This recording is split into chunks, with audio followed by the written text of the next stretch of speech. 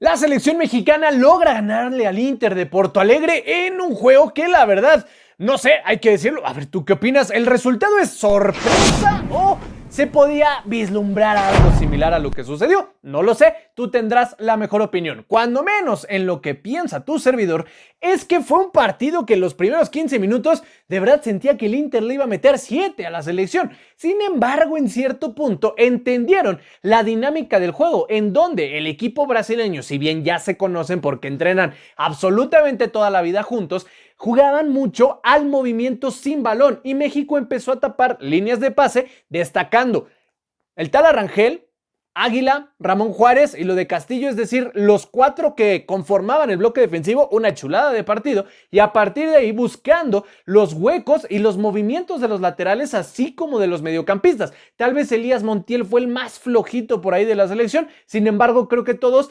cuando se asentaron, empezaron a jugar muy bien al espacio, tocar y mover, triangular, cosa que terminó resultando en esta victoria. Pero ahorita lo analizamos tácticamente. Antes te voy a dejar el top de los mejores y los peores jugadores que nosotros elegimos en este partido. Obsérvalo bien. Vamos con lo mejor, en donde ponemos al ya mencionado Ramón Juárez, Jorge Rubalcaba y José Castillo, los 3 de México. En lo peor ponemos a Clayton Sampaio, Brian Aguirre y Elías Montiel, 1 de México, 2 del Inter. Pasamos a lo táctico y te explico. Inter arrancó con un 4-3-3 o un 4-3-1-2, una formación muy interesante para atacar hasta con 5 jugadores, teniendo un solo contención y adelantando línea con los carrileros para, entre comillas, tener mucha presencia, pero sobre todo hacer largo el terreno de juego, ampliar los pases, cosa que se notó en los primeros minutos. Realmente los brasileños hicieron enorme el terreno de juego, mientras que México arrancó, entre comillas, era un 4-3-3, o bueno, cuando menos así lo presentaron, pero de inmediato se convirtió en un 3-4-3 cuando, entre comillas, tenían el balón, porque los primeros minutos nada más la veían pasar. Incluso era un 5-2-3 y por momentos, cuando ya Inter atacaba más pegado al área de México, era un 5-4-1. Ahora, ¿a qué voy con todo esto? Ya lo mencionamos. Brasil, o mejor dicho, el equipo brasileño, el Inter de Porto Alegre, apostó muchísimo a abrir el terreno de juego, es decir, permitía que tanto Santos Borré como Valencia estuvieran siempre firmes aquí, pero teniendo de verdad lo de Weasley y lo de Patrick era una locura los movimientos que tenían porque abrían el juego atacando hasta con 4 elementos, obligando tanto a que Ramírez como Gallardo estuvieran clavadísimos aquí. La situación era que parecía que Aguirre les decía: no vayas tanto al duelo, permite que los centrales se metan para que Eric Lira tome la posición como de líbero, es decir, obligar a que Águila y de igual manera Castillo estuvieran firmes en este sentido para ir a luchar contra los extremos, pero a veces era un 2 contra 1 porque Ramón Juárez, no sé, Rafa Márquez o Aguirre o Tony Amor alguien le dijo: te quedas clavado en el centro anticipando todas las jugadas. Entre comillas resultó. ¿Por qué razón?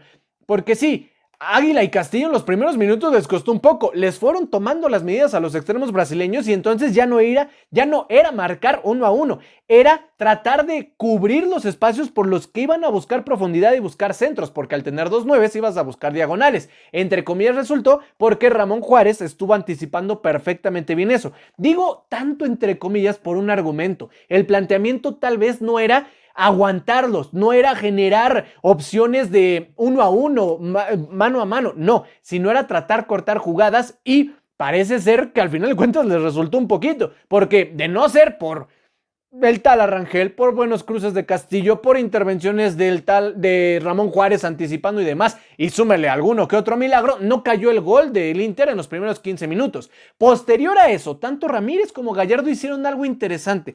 Sí, bajaban a defender, pero obligaban, entre comillas, nuevamente, a que tanto Rubalcaba y de igual manera lo de Efraín Álvarez tuvieran que cumplir el rol de carrileros volantes. Es decir, Memote Martínez ya se ponía entre el contención y el medio interior y, sobre todo, Efraín y Rubalcaba ya bajaban un poquito más, dándole aire, muchísimo aire a la defensiva, porque entonces ya detenían un poquito más atrás a los extremos del Inter. Esto que generaba que Eric Lira y tanto Elías Montiel tuvieran un poco más de espacio, y entre estos dos, bueno, además, independientemente de eso, que Eric Lira metió el gol tras una buena jugada, se metió en una de broncas por tratar de conducir el balón tal cual como en la Liga Mexicana, de que te dan chance de conducir, de arrastrar, de tener un balón de posesión, y aquí los brasileños están acostumbrados a presión alta, a robar balón, y repito, por no ser uno que otro milagro, no cayó el gol. Lo de Elías Montiel, recibía balones, pero se tardaba mucho, trataba de generar opciones.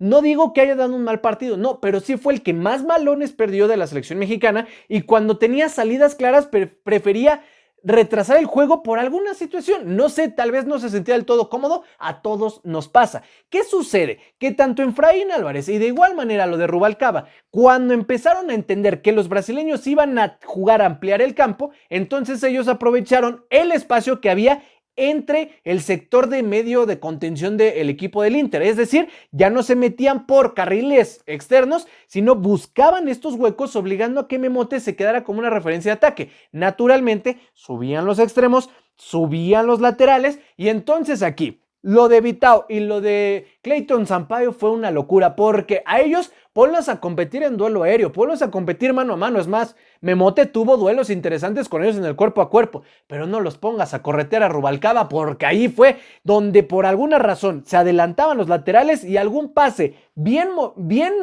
mostrado, y ni siquiera del jugador que tenía el balón. Rubalcaba marcaba el pase y entonces se daba luego el balón, y ponlos a alcanzarlo era imposible. Ahora, Rubalcaba, las primeras dos opciones traía la puntería de verdad.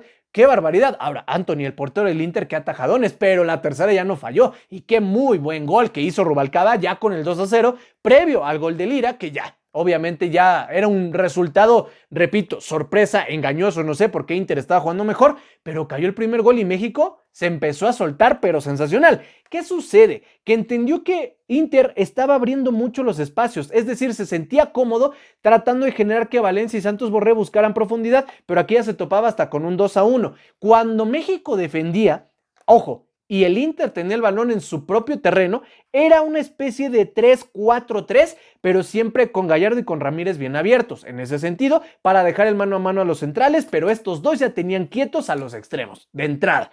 El contención o el media punta del Inter ya estaba medio maniatado, tanto por Eric Lira, por Elías Montiel, en donde en la defensa estuvieron bien, repito, no en la salida de balón, pero dentro de todo estuvo bien. Y ojito, este fue el movimiento interesante. Memote se quedaba clavado, pero cuando empezaba a avanzar el Inter, se seguía quedando clavado, y entonces eran Rubalcaba y Efraín Álvarez los que abrían un sistema interesante. 5-4-1, pero siempre en media luna. Es decir, a la primera que se recuperara el balón, se abrían nuevamente los laterales y los extremos salían volando por la posesión que tenían. Entonces, era aprovechar el despliegue físico que tenía la juventud de la selección mexicana, una, y dos, algo que no se nota tan comúnmente o tan fluidamente en la Liga Mexicana, el juego sin balón. Es decir, que no el que tenga el balón es el que te va a marcar el pase, sino el movimiento del jugador que no tiene el balón.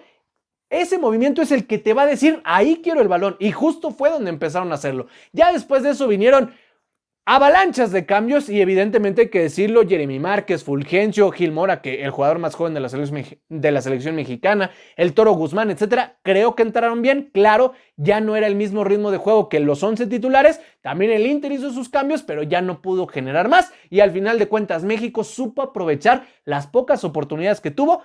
Se topó con pared con un porterazo como lo es Anthony, pero creo que utilizando sus fortalezas pudieron contrarrestar lo que parecía en los primeros minutos iba a ser un martirio, y al final de cuentas se llevan la victoria. Es lo que nosotros vimos en este partido. Si tú tienes algún otro comentario o quieres agregar alguna opinión o conclusión, por favor, absolutamente todo, déjalo aquí en los comentarios.